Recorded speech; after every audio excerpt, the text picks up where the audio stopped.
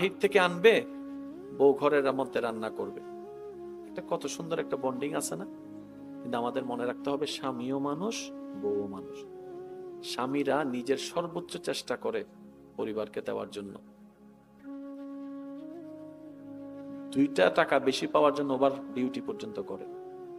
তো ওই স্বামীকে কখনো টাকা পয়সা না থাকলে চিল্লাপাল্লা কইরেন না, অকর্মক শব্দ, এমন শব্দ ব্যবহার করেন না যেটা ওনার প্রেস্টিজে আঘাত লাগে। পুরুষ মানুষ আত্মসম্মান সইতে পারে না, আত্মসম্মান আঘাত লাগলে সইতে পারে না। গাইরের একটা শব্দ আছে।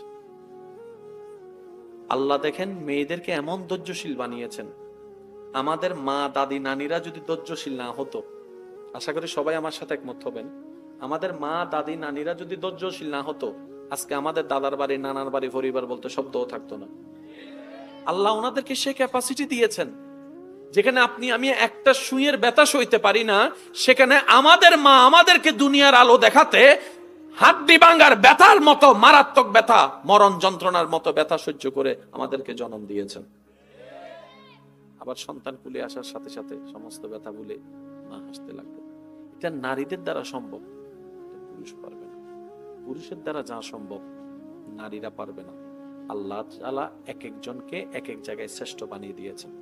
কিন্তু এতটুকু মনে রাখতে হবে, পুরুষের জন্য নারীর দরকার, নারীর জন্য পুরুষের দরকার, স্বামীর জন্য স্ত্রীর দরকার, স্ত্রীর জন্য স্বামীর দরকার। যে ঘরে মা মারা যায় দেখবেন পুরা ঘর ভিতর থেকে তছনছ। আবার যে ঘরে দেখবেন যে স্বামী মারা যায়, যে বউটাকে কেউ আঙ্গুল তুলে কথা বলতে পারে নাই, স্বামী না থাকার কারণে সবাই দেখবেন যে তার দিকে আঙ্গুল তুলে কথা বলে। এই সমাজের সম্মানের জন্য স্বামীর দরকার আছে, ভিতরে একটা শান্তির জন্য, সুশৃঙ্খল পরিবেশের জন্য মায়ের দরকার আছে, বউয়ের দরকার আছে। আমি কি বুঝাতে পারছি? আল্লাহ যেহেতু দিয়েছেন বুঝে শুনে দিয়েছেন। তো স্বামীদের কাজ কি? বউদেরকে স্নেহ করা, মায়া করা, মমতা করা, বুকের মধ্যে স্থান দেওয়া। আর স্ত্রীর কাজ হচ্ছে স্বামীদেরকে শ্রদ্ধা দেওয়া, সম্মান দেওয়া, ভালোবাসা, মাথার উপর তুলে রাখা। আমার স্বামী যা বলে তা, হ্যাঁ বললে হ্যাঁ, না বললে না। আমার স্বামী দিন বললে দিন, রাত বললে রাত। আমার জামাই যেমনে বলে তেমনে সংসার চলবে। বউদের কথা থাকবে এটা। আর স্বামীরা এসে জিজ্ঞেস করবে বউদেরকে মাঝে মধ্যে, কি করলে তুমি খুশি হবা? সুবহানাল্লাহ বলবেন না? বউ স্বামীকে সম্মান দিবে, স্বামী বউকে স্নেহ করে সম্মান দিবে। বউয়ে বলতেছে কি, আপনার যা ইচ্ছা তা হবে, আপনার যেটাতে খুশি আমি সেটাতে খুশি। এটা হচ্ছে বউয়ের কথা। তাহলে বউ সমস্ত পাওয়ার দিয়ে দিল কাকে? স্বামীকে। এবার স্বামীর উচিত, ও বউ, দেওয়ালে কোন রং দিলে তোমার ভালো লাগবে বলো না। এটা হচ্ছে ইসলামের বন্ডিং। মসজিদ মাহফিলে বাচ্চাদেরকে দরকার, কিন্তু আমাদের আদবের জিনিসটা যেন নষ্ট না হয় এটা খেয়াল রাখতে হবে। কারণ মুসলমানদের মেইন বেসটা হচ্ছে আদব। কি আপনি দেখেন ইসলামের যতগুলা কাজ আছে সবগুলোর মধ্যে আদব আছে। আপনি যেন নামাজের মধ্যে দাঁড়ান, আদব। রুকুর মধ্যে আদব, সিজদার মধ্যে আদব, ইফতারের মধ্যে আদব, খাবারের মধ্যে আদব, মা বাবার সেবার মধ্যে আদব, মা বাবার সামনে দাঁড়ানোর মধ্যে আদব, মা বাবার সাথে কথা বলার যে টোন, মা কেমন আছেন, টোনটা একটু খেয়াল করুন। মা কেমন, বন্ধুর সাথে কি কিরে দোস্ত কেমন আছোস, ওই টোনটা কিন্তু মা বাবার সাথে ব্যবহার হচ্ছে না। এই যে একটা আদব, আদবেই হচ্ছে একটা মানুষের জীবনের সবচাইতে বড় অলংকার। সুবহান।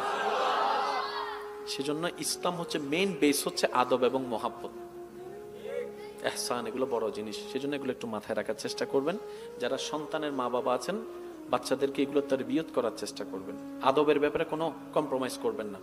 যদি দেখেন যে ছোট বাচ্চা তার খালার সাথে এইভাবে কথা বলছে, যেটা উচিত না, ছোট বাচ্চা ভুল করছে বলে বাদ দিয়েন না। কারণ আজকে যদি আপনি ছাড় দেন অভ্যাস হয়ে যাবে। আমি কি বুঝাতে পারছি কথা? যেখানে আদব এখানে কোনো কম্প্রোমাইজ করবেন না। আল্লাহর ভয়ের ব্যাপারে, নবীর প্রেমের ব্যাপারে কোনো কম্প্রোমাইজ করবেন না, ঈমানের ব্যাপারে কোনো কম্প্রোমাইজ করবেন না। আর বাকি যা ভুল হয় ভুলের জন্য মাফ আছে। কিন্তু আমাদের ভিতরে যেন ভুল করতে করতে বেয়াদবি যেন না ঢুকে, সেটা আমাদেরকে মনে রাখতে হবে। আল্লাহ আমাদের সবাইকে বুঝার তৌফিক দান করুন। জমিন কার? রহমত দরকার কাদের? শান্তি দরকার কাদের? অশান্তির দরকার আমাদের, শান্তির দরকার। বলেন না, শান্তির দরকার, তারপরে সম্মানের দরকার, তারপরে ঘরের মধ্যে একটা প্রশান্তি পরিবেশের দরকার, বাহিরে শান্তির, ভিতরে শান্তির, সব শান্তি দিবেন কে?